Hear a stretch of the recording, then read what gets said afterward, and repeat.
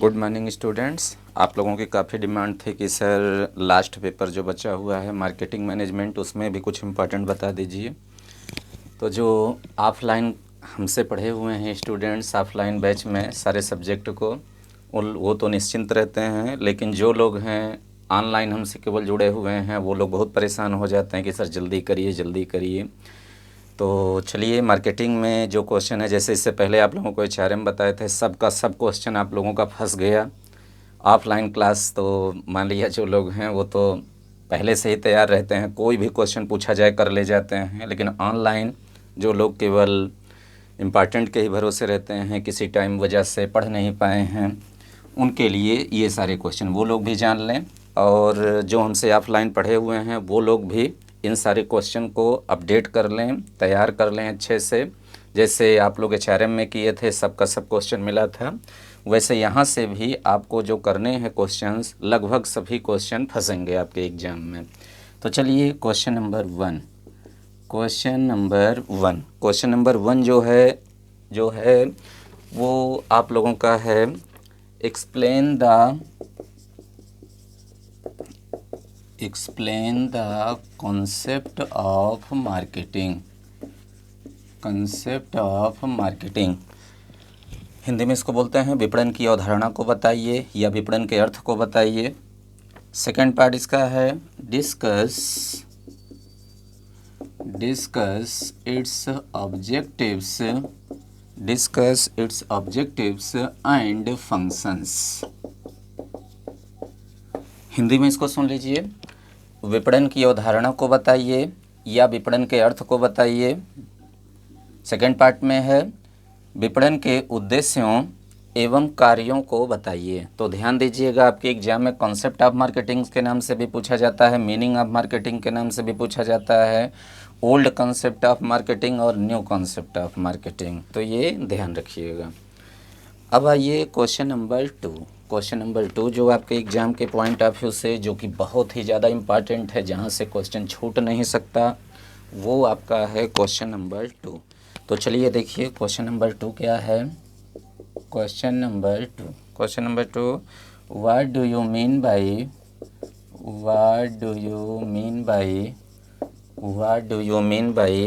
PLC? What do you mean by PLC? PLC means product life cycle. What do you mean by PLC? Explain the different stages.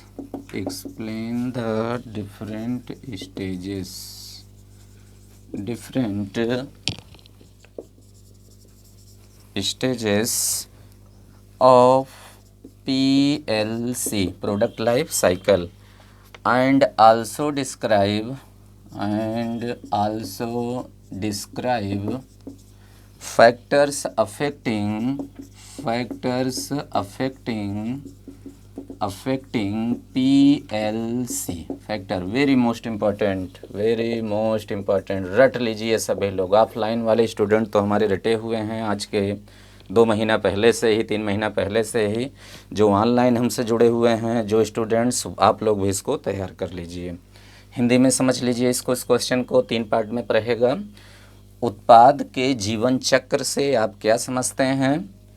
उत्पाद के जीवन चक्र में शामिल विभिन्न अवस्थाओं या चरणों को बताइए, एवं उत्पाद जीवन चक्र को प्रभावित करने वाले तत्वों को बताइए। बहुत important question. Without that question marketing is incomplete. तो मार्केटिंग जो है इनकम्प्लीट है बिना इस क्वेश्चन के, क्योंकि मार्केटिंग किससे संबंधित है? प्रोडक्ट से, और यही प्रोडक्ट लाइफ साइकिल है। और कौन कौन से स्टेजेस हैं प्रोडक्ट लाइफ साइकिल में? 4 मेन आपके हैं। पहला इंट्रोडक्शन, दूसरा ग्रोथ, तीसरा मैच्योरिटी, चौथा डिक्लाइन। रट लीजिएगा इन चारों को। अब आइए क्वेश्चन नंबर 3। ये भी बहुत इंपॉर्टेंट है, मोस्ट इम्पॉर्टेंट, क्रैम करना है आप लोगों को, रट लेना है पूरा। क्वेश्चन नंबर 3 आपका है describe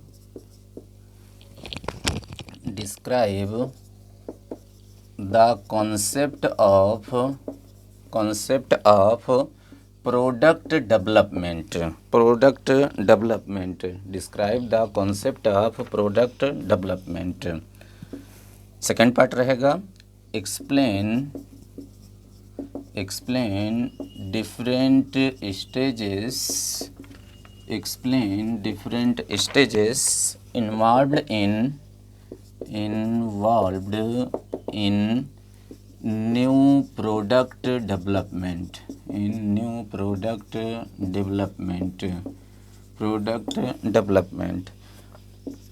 and also describe factors affecting new product development Hindi में इसको समझ लीजिए। 3 पार्ट में क्वेश्चन पूछा जाता है। उत्पाद विकास की अवधारणा से आप क्या समझते हैं, या उत्पाद विकास से आप क्या समझते हैं। अगर कॉन्सेप्ट पूछा जाएगा तो मीनिंग, फीचर और उसके बाद प्रिंसिपल भी आपको चारों बताना है, जो आप लोगों को ऑफलाइन क्लास में बताए हैं। डाइवर्सिफिकेशन, सिंप्लीफिकेशन, ये सब। उसके बाद आपको डिफरेंट स्टेजेस मीन्स उत्पाद विकास के विभिन्न चरणों को बताइए।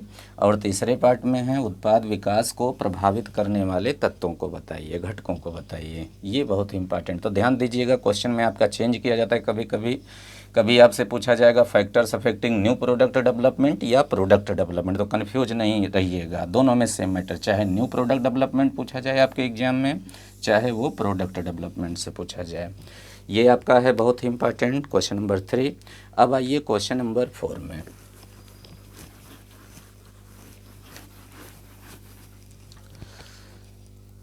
क्वेश्चन नंबर 4 आपका है, क्वेश्चन नंबर 4 है discuss the different strategies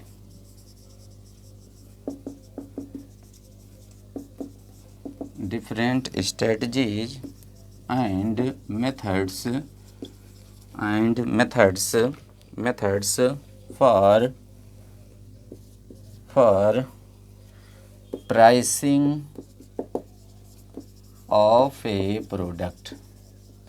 of a product। Hindi में नोट करिए, हिंदी में समझिए। 2 वर्ड है, स्ट्रेटजी और मेथड। मूल्य को, किसी उत्पाद के मूल्य को निर्धारित करने की रणनीतियों को बताइए एवं विधियों को बताइए। Methods is the most important, methods. तो ये आपका है उत्पाद के मूल्य निर्धारण की रणनीतियों या मेथड को बताइए। अब आइए question number 5।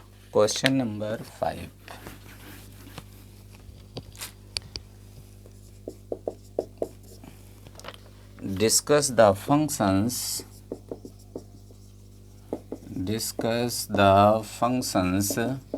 Functions oblique services, या तो फंक्शंस रहेगा या सर्विसेज रहेगा। Oblique services of wholesaler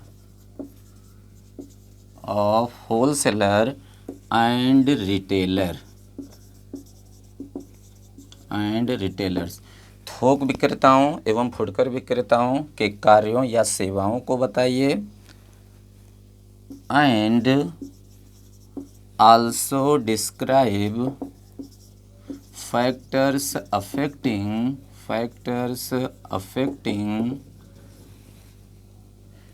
distribution channel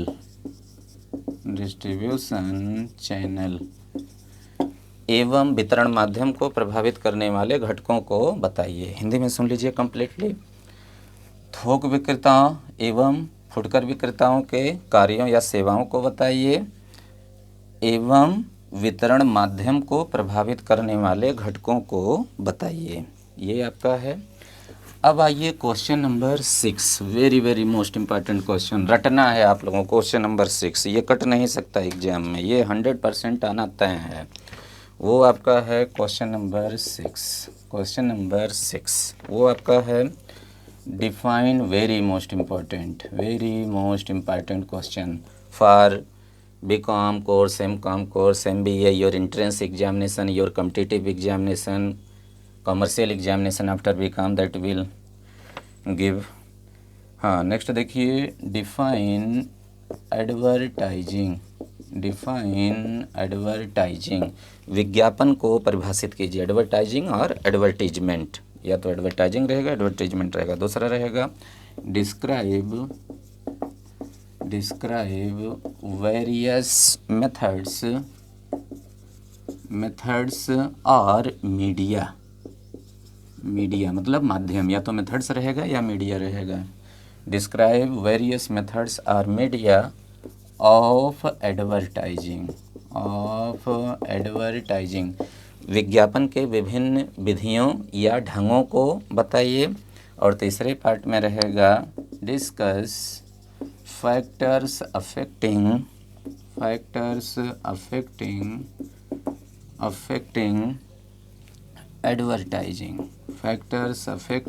advertising, या चेंज कर दिया जाएगा factors affecting selection of media of advertising. ये ध्यान रखिएगा। हिंदी में समझ लीजिए, विज्ञापन को परिभाषित कीजिए, विज्ञापन के विभिन्न तरीकों या ढंगों को बताइए, और तीसरे पार्ट में जो ध्यान देना है, विज्ञापन को प्रभावित करने वाले घटकों को बताइए या विज्ञापन की विधियों के चयन को प्रभावित करने वाले घटकों को बताइए। बहुत ही इंपॉर्टेंट क्वेश्चन। नेक्स्ट आ जाइए, इसको आप लोग रट लीजिएगा, बहुत ही इंपॉर्टेंट ये क्वेश्चन है।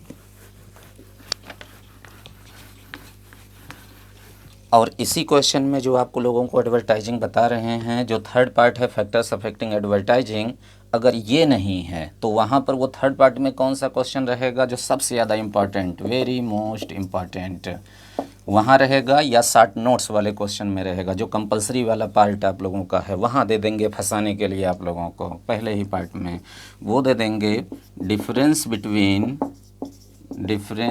Between advertising and sales promotion, विज्ञापन और विक्रय संवर्धन में अंतर स्पष्ट कीजिए। तो नॉर्मली एडवर्टाइजिंग से ही क्वेश्चन पूछा जाता है 20 मार्क्स में, ये लास्ट में पुछल्ले के रूप में जोड़ दिया जाएगा, नहीं जानेंगे तो क्वेश्चन छोड़ना पड़ेगा।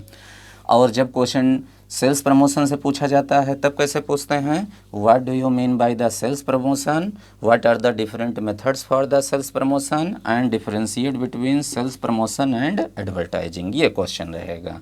विक्रय संवर्धन से आप क्या समझते हैं, विक्रय संवर्धन की विधियों को बताइए एवं विक्रय संवर्धन तथा विज्ञापन में अंतर को बताइए। बहुत इंपॉर्टेंट क्वेश्चन, तो ये आपके एग्जाम में मिलेगा ही मिलेगा।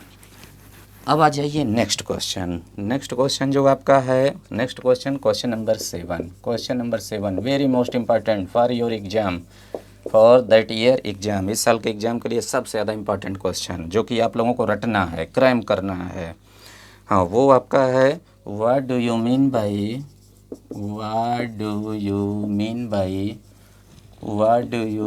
By agricultural marketing.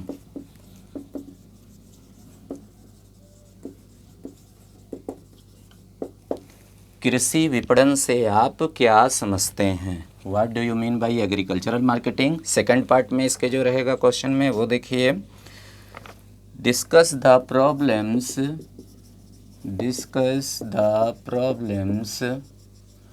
प्रॉब्लम्स, ये ध्यान दीजिएगा आपके एग्जाम में या तो प्रॉब्लम्स वर्ड रहेगा या डिफ़िकल्टीज, दोनों सेम है। प्रॉब्लम्स और डिफ़िकल्टीज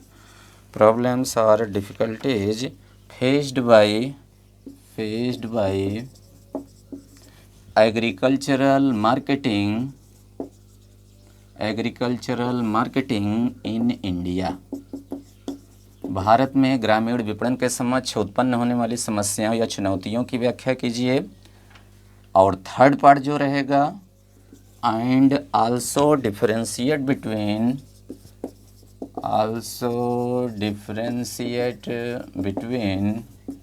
बिटवीन एग्रीकल्चरल मार्केटिंग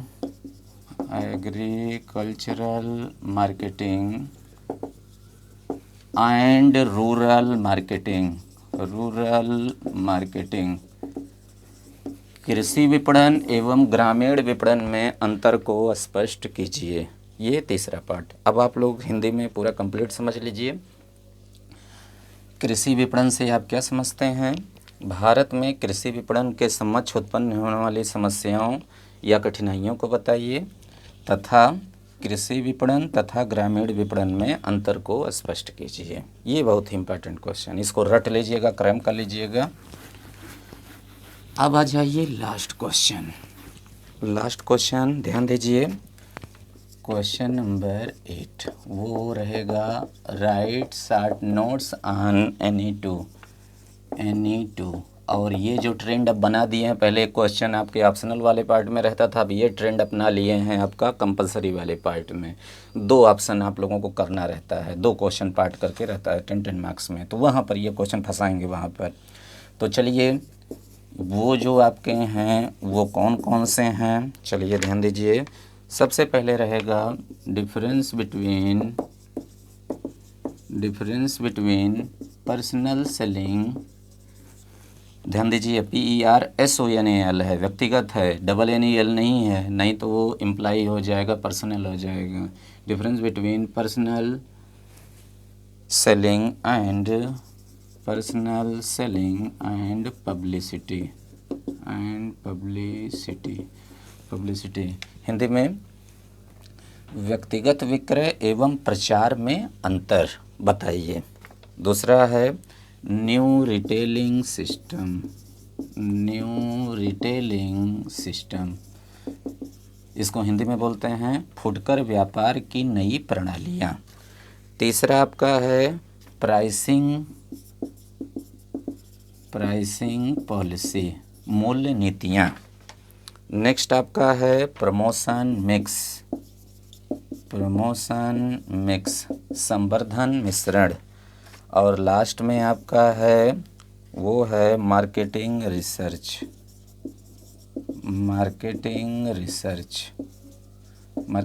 को हिंदी में बोलते हैं विपणन शोध।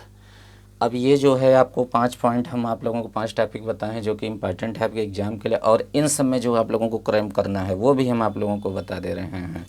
Difference between personal selling and publicity, new retailing system जो ऑनलाइन मार्केटिंग आप लोग यूज करते हैं, ऑनलाइन मार्केटिंग ये यहाँ बताना है, ई-कॉमर्स ये सब यहाँ। उसके बाद जो तीसरा यहाँ इम्पोर्टेंट है marketing, that is the most important, इसको आप लोग रट लीजिएगा अच्छे से। ऑफलाइन वाले हमारे स्टूडेंट जो हमसे पढ़े हुए हैं पहले से ही 2 महीना पहले ही रटे हुए हैं सारी चीज़ों को, जो ऑनलाइन हमसे जुड़े हुए हैं स्टूडेंट वो ये तुरंत इसको कंप्लीट कर लें आज शाम तक, रात तक, ताकि उनका पेपर जो लास्ट पेपर है वो आपका बढ़िया बन जाए। कहा गया है ना, अंत भला तो सब भला, तो पूरा बढ़िया आप फुल कॉन्फिडेंस में रहेंगे, रिजल्ट आपका अच्छा रहेगा, इसमें कोई लापरवाही आप लोग मत करिएगा। तो अभी के लिए इतना ही, थैंक यू क्लास।